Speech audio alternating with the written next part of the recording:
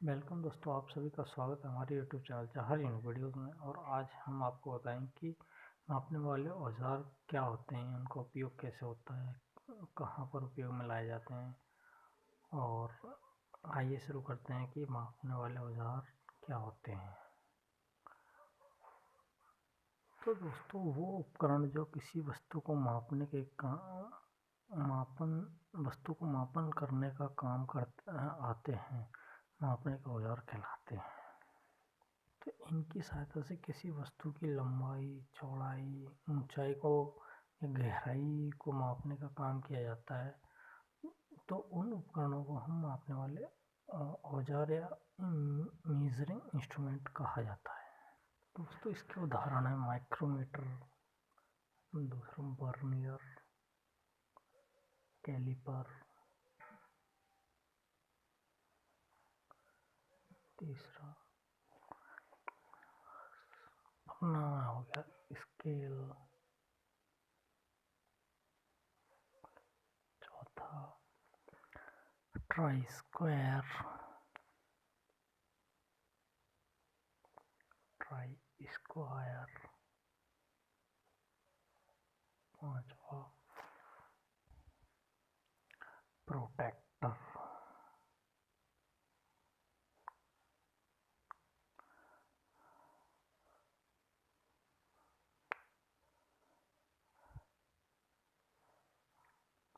Height gauge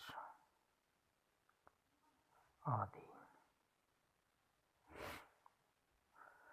दोस्तों, इन सभी के बारे में अब हम एक एक करके अच्छे से अध्ययन करेंगे। आप ले लेते हैं सबसे पहले हम माइक्रोमीटर। माइक्रोमीटर तो इसकी बनावट जो है अभी,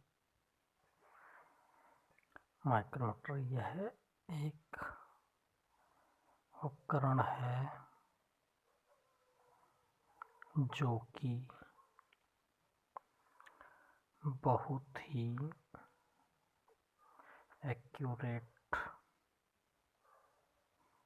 मेजरमेंट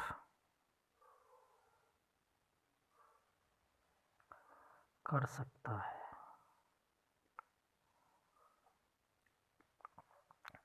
और किसी भी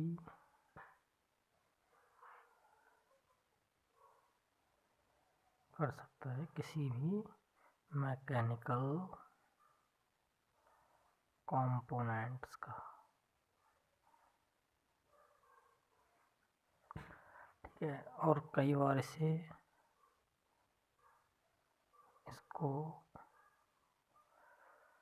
स्क्रू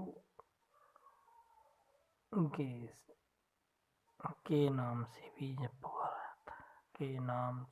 भी जाना जाता है।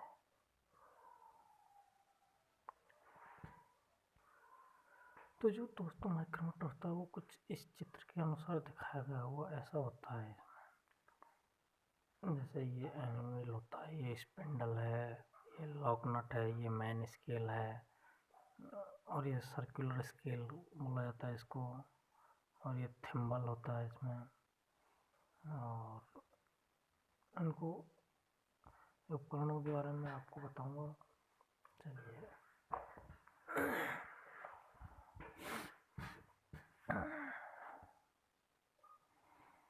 इसके बाद आते हैं पार्ट्स।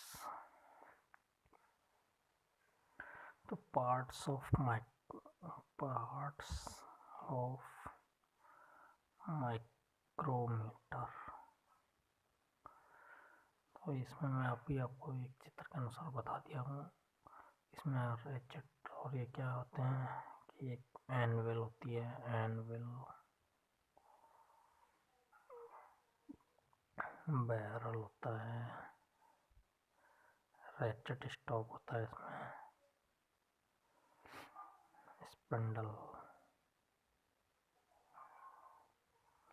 स्पिंडल लॉक,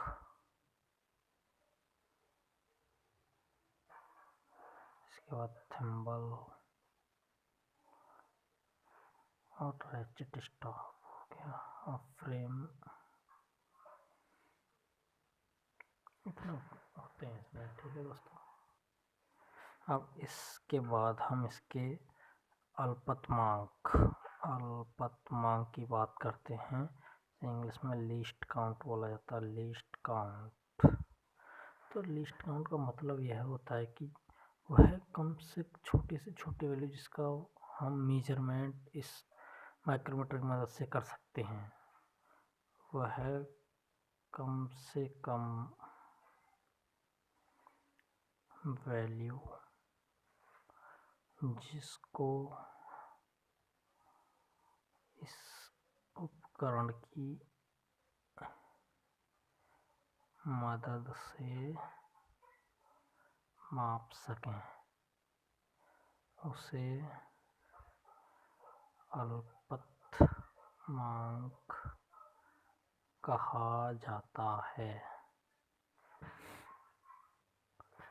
तो इसका जो फॉर्मूला होता है, फॉर्मूला क्या है कि इसका LC से डिनोट किया जाता है, least count equals to pitch of micrometer बटे total number of divisions on circular scale.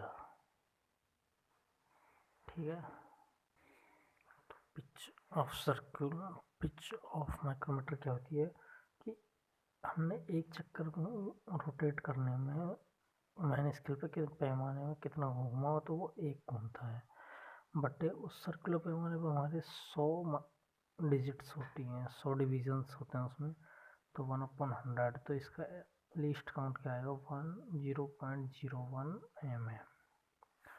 ठीक है, तो ये हमारा लीस्ट काउंट हो गया माइक्रोमीटर का। अब उपयोग कैसे करें,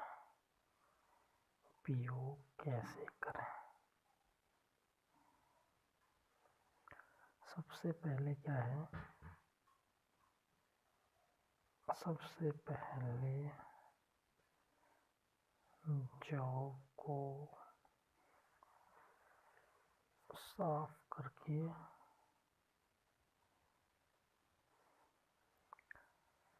एंगल और स्पिंडल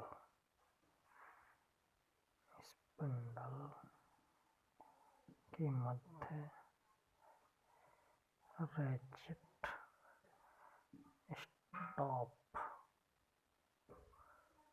की मदद से फिक्स करते हैं।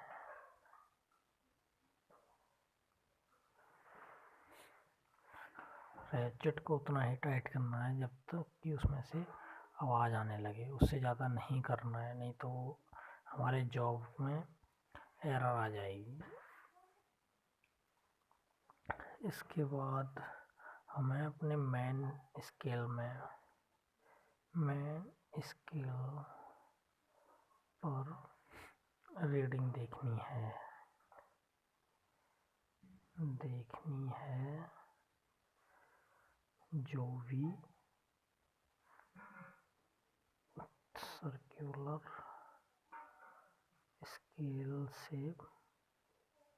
स्केल तक दिख रही हो। हमें जो भी सर्कुलर स्केल तक की जो भी रीडिंग दिख रही है वहाँ तक देखना है। इसके बाद हमें रेफरेंस लाइन के सामने सर्कुलर स्केल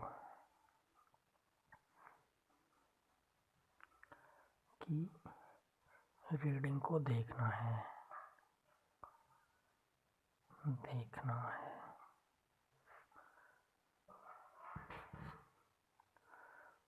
जो भी सर्कुलर स्केल की रीडिंग है उसमें लीस्ट काउंट से मल्टीप्लाई करना है।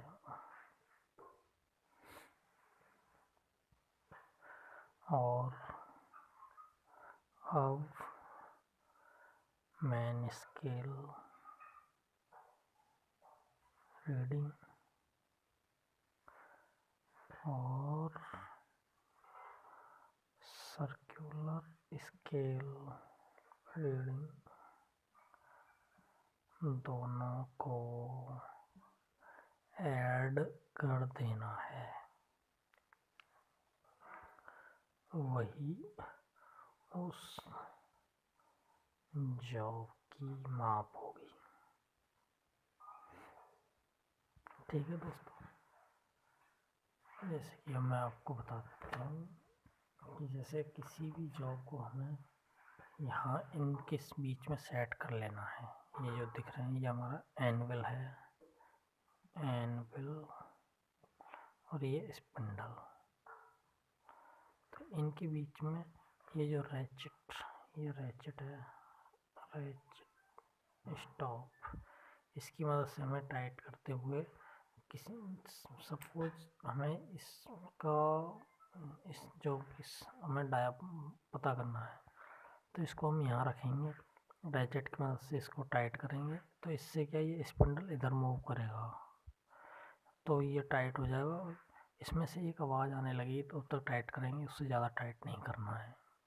उसके बाद हम क्या करना है कि ये जो मेन स्केल है इसकी रीडिंग पढ़ लेंगे, और ये जो लाइन होती है ये रेफरेंस लाइन होती है। तो इसके सामने जो सर्कुलर स्केल की जो रीडिंग होगी उसको देख लेना है हमें। ठीक है, तो उसमें जो आएगी उसमें 0.01 या फिर जो भी लिस्ट काउंट होता है हमारा उसका मल्टीप्लाई कर देना है, प्लस ये जो मेन स्केल है इसको ऐड कर लेना है।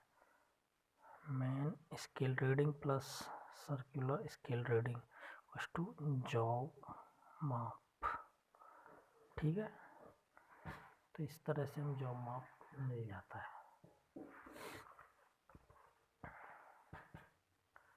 अब दोस्तों इसमें कुछ हमारे माइक्रोमीटर में एररें होती हैं, एरर्स।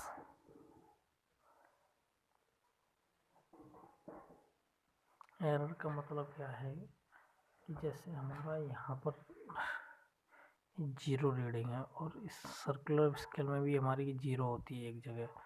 जब हम इसको घुमा घुमा के इसके ऊपर ले आते हैं सर्कुलर स्केल को, यहाँ घूमता हुआ यहाँ तक आ जाता है, लेकिन ये क्या 0 से 0 कंसाइड ना होके कहीं और कंसाइड होता है। 0 पे 2 आ जाए, एक्चुअल जो सही होता है उसमें 0 से 0 मैच करता है यहाँ, लेकिन 0 पे 2, 4, 6 कहीं भी और दूसरी जगह आ जाए तो इसे हम एरर कहा जाता है। इसे हमारे उसकी शून्य त्रुटि कहा जाता है। तो ये एरर या त्रुटि, एक तो क्या शून्य त्रुटि है। इसमें क्या होगा कि हमारा जो स्पिंडल और एनविल को मिलाने पर, जैसे हम स्पिंडल और एनविल को मिलाएंगे तो हमारे जो थंबल की 0 है ना, थंबल यानी सर्कुलर स्केल की 0 अपने डेटम लाइन की सीध में अंतर आ जाता है। इस त्रुटि को हम शून्य त्रुटि कहते हैं। तो ये क्या है, जैसे माइक्रोमीटर के थंबल की 0 तथा डेटम लाइन के सीध में अंतर आ जाने के को ही शून्य त्रुटि कहा जाता है। इसको ठीक करने के लिए क्या हुक स्पैनर साथ में दिया जाता है। इसको ठीक करने के लिए हुक स्पैनर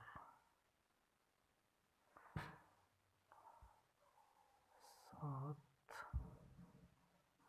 होता है। हुक स्पैनर की मदद से हम 0 त्रुटि को सही कर सकते हैं। ठीक है, और एक एरर होती है backlash error. Backlash error, backlash त्रुटि। इसमें क्या होता है कि हम जैसे थंबल को घुमाएंगे, थंबल घुमाने पर स्पिंडल का नहीं सरकना, बैकलेस एरर कहलाती है, बैकलेस त्रुटि होती है। तो इसे हम पीछे का जो नट लगा होता है उसमें, इसको ठीक करने के लिए क्या है कि पीछे लगे नट द्वारा एडजस्ट करके ठीक करते हैं। तो ये आपका दोस्तों माइक्रोमीटर, आई होप आपको समझ में आ गया होगा। ये आपको जो भी डाउट हो आप बेहिचक कमेंट कीजिए, मैं आपको पूरा साथ दूंगा आपके साथ। अब मिलते हैं अब आपको अगली क्लास में, जिसमें मैं आपको वर्नियर कैलिपर्स के बारे में बताऊंगा और अन्य बचे हुए अपने नापने वाले उपकरणों के बारे में। Thank you friends.